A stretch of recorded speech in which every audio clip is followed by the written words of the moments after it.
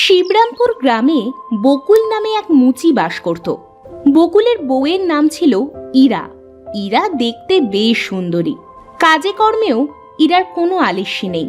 ইরা খাবারের সাথে প্রতিবার বেশ কয়েকটা করে কাঁচা মরিচ খায়। বকুলের কোনো ছেলে মেয়ে নেই। বাড়িতে বকুলের মা ও বউ থাকে। বকুলের মায়ের বয়স হয়েছে, চুলে পাক ধরেছে। বকুল, ও বকুল, কোথায় গেলি বাবা? এই তো মা, আমি এখানে। কি বলবে বলো। আমার শরীরটা খুব একটা ভালো নয় বাবা। বাজার থেকে ফেরার পথে আমার ওষুধ কটা নিয়ে আসিস তো। ঠিক আছে মা, তুমি কিচ্ছুটি চিন্তা করো না, আমি ঠিক নিয়ে আসবো। হ্যাঁ, আমি সেটা জানি। তুই ওষুধ আনবি। আমি যাই, দেখি গোপালদের বাড়ি থেকে একটু বেরিয়ে আসি।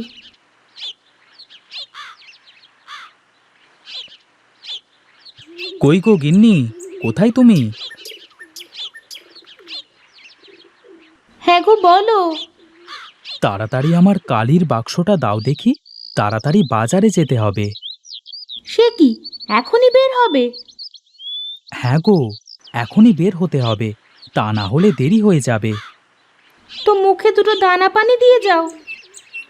না গো গিন্নি, এখন খেতে বসলে হবে না। তুমি যাও তো, তাড়াতাড়ি আমার কালির বাক্সটা নিয়ে আসো।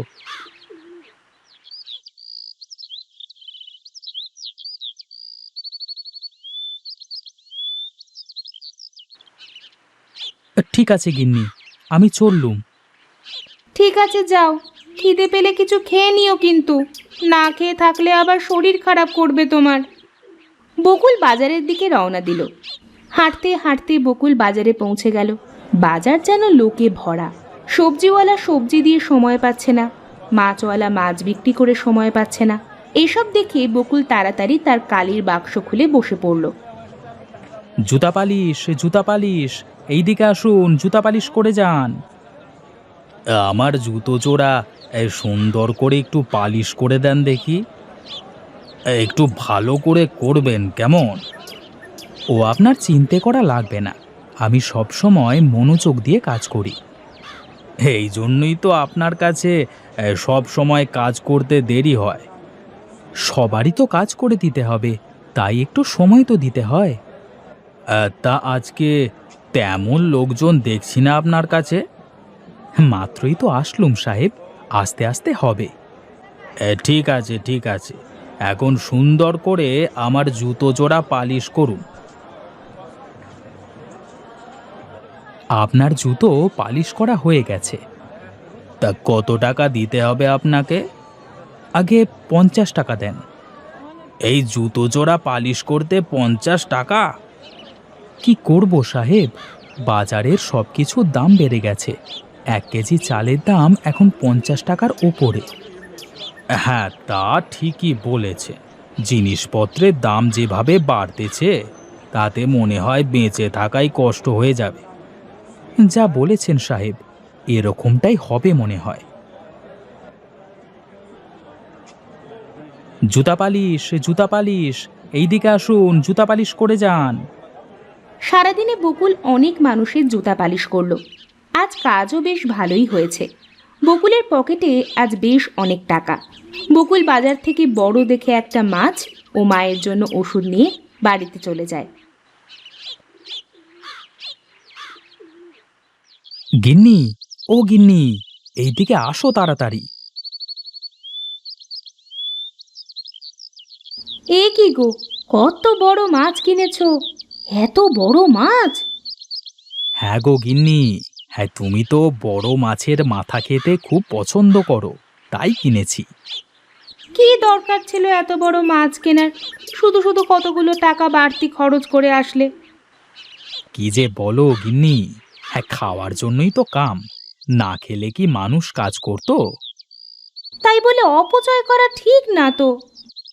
এই নাও মাছ, আর এই নাও মায়ের ঔষধ। মা, ও মা, এই যে আপনার ওষুধ। ওই দাও দেখি। মা, এ তো অনেক বড় মাছ। আপনার ছেলে বাজার থেকে এনেছে। তাহলে কাল একবার মাছের কাঁটাগুলো দিয়ে মুড়ি ঘন্ট করে দিও তো। অনেক দিন হলো মুড়ি ঘন্ট খাই না। ঠিক আছে মা।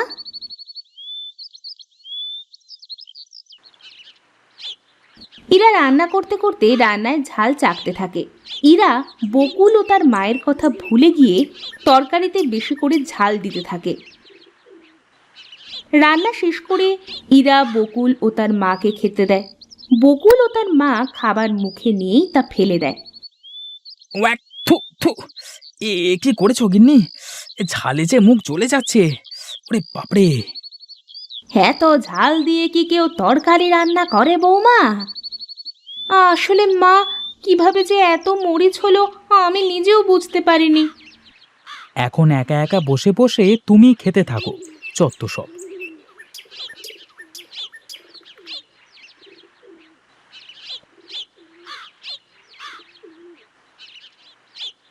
গিন্নি, আমার কালির বাক্সটা দাও দেখি।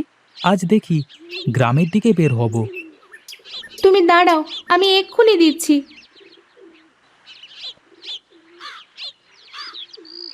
পালিশ লাগবে নাকি? পালিশ, জুতা পালিশ, জুতা পালিশ। এই বকুলদা, এই শোনো শোনো, আমার জুতো জোড়া একটু কালি করে দিয়ে যাও দেখি।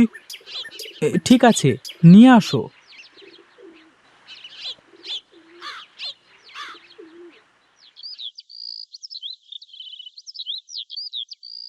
হ্যাঁ, এই ভালো করে একটু পালিশ করে দিও দাদা, কেমন? হ্যাঁ, ভালো করেই তো পালিশ করে দিই গো। গতবার কালি করে এনেছি, মাত্র 3 দিন হলো, এরই মধ্যে আবার কালি করা লাগছে। হে, তাও তো তোমাকে গ্রামের মধ্যেই পেয়ে গেলাম বলে বাঁচা। ঠিক আছে, আমি ভালো করে পালিশ করে দিচ্ছি।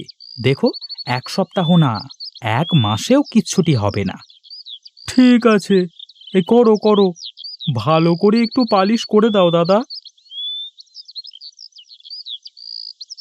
এই নাও, তোমার জুতা পালিশ করা হয়ে গেছে, দেখো কেমন হলো।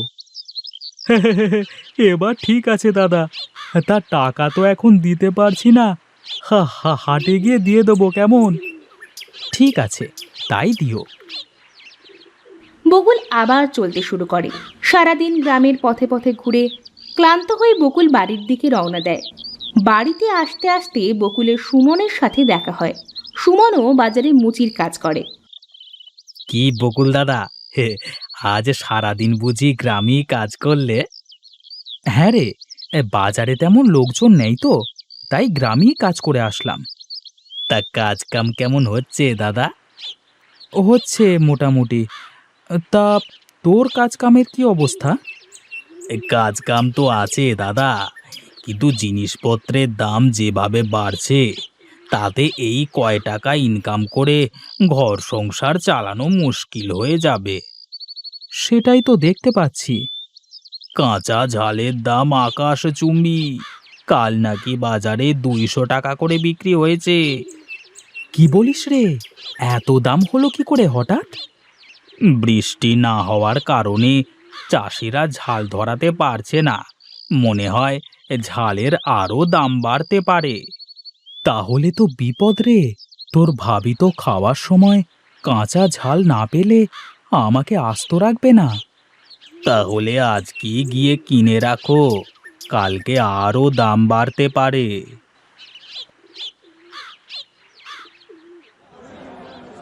আমাকে 1 কেজি কাঁচা ঝাল দেন তো দেখি। ঝালের কেজি 200 টাকা বকুল মিয়া। ঠিক আছে, আমাকে 1 কেজি দেন।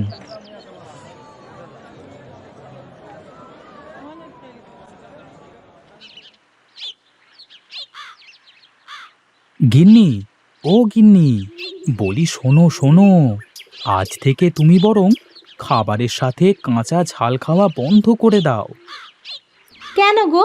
আমি যে কাঁচা ঝাল ছাড়া কিছুই খেতেই পারি না। ঝালের দাম কত করে তা কি জানো তুমি? ঝালের দাম কত তা জেনে আমি কি করব? আমার কাঁচা ঝাল চাই চাই। এই নাও, এখানে 1 কেজি কাঁচা ঝাল আছে, তোমার জন্য এনেছি, 200 টাকা কেজি। এত দাম কি করে হলো? সামনে আরও বেশি হতে পারে, তাই বলছি ঝাল খাওয়া বন্ধ করে দাও। ইরা ঝালগুলো নিয়ে ঘরে চলে যায়। কিছুদিনের মধ্যে কাঁচা ঝাল 1000 টাকা কেজি হয়ে যায়। বকুল সারাদিন কাজ করে যে টাকা পায় তাতে করে 1 কেজি ঝালের 1/4 কিনতে গিয়েই বকুলের সব টাকা শেষ হয়ে যাবে। তাই বকুল ঝাল কেনা বন্ধ করে দিল। ইরা কাঁচা ঝাল খেতে না পেরে বকুলকে ছেড়ে চলে গেল। বকুল একা হয়ে পড়ল।